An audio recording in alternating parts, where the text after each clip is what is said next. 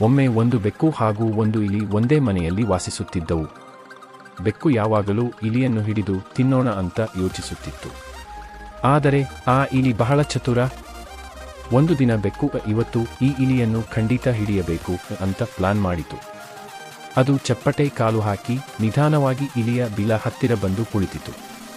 ಇಲಿ ಒಳಗಿಂದ ಹೊರಗೆ ನೋಡಿ ಅಯ್ಯೋ, ಬೆಕ್ಕು ಬಂದು ಕುಳಿತಿದೆಯಲ್ಲ, ಇವತ್ತು ಕೆಲಸ ಕಷ್ಟ ಅಂತ ಯೋಚಿಸಿತು. ತಕ್ಷಣ ಐಡಿಯಾ ಬಂತು. ಇಲಿ ಒಳಗಿಂದ ಮಿಯಾವ್ ಮಿಯಾವ್ ಅಂತ ಬೆಕ್ಕಿನ ಶಬ್ದ ಮಾಡಿತು. ಬೆಕ್ಕು ಕಂಗಾಲಾಗಿ ಅಯ್ಯೋ, ನನ್ನ ಹೊರತಾಗಿ ಇನ್ನೊಂದು ದೊಡ್ಡ ಬೆಕ್ಕು ಬಂದಿದೆಯೋ? ಇದು ನನಗಿಂತ ಜಾಸ್ತಿ ಬಲಿಷ್ಠ ಇರಬಹುದು. ಅಲ್ಲಿ ಒಳಗಿದ್ದೇನೂ ಸುರಕ್ಷಿತ ಅಲ್ಲ ಅಂತ ಓಡಿಹೋಯಿತು. ಇಲಿ ಹೊಟ್ಟೆ ಹಿಡಿದು ನಕ್ಕಿತು. ಬೆಕ್ಕಿನ ಶಬ್ದವನ್ನು ಬೆಕ್ಕೆ ಕೇಳಿ ಓಡೋ ದಿನ ಬಂತು ನೋಡಿ.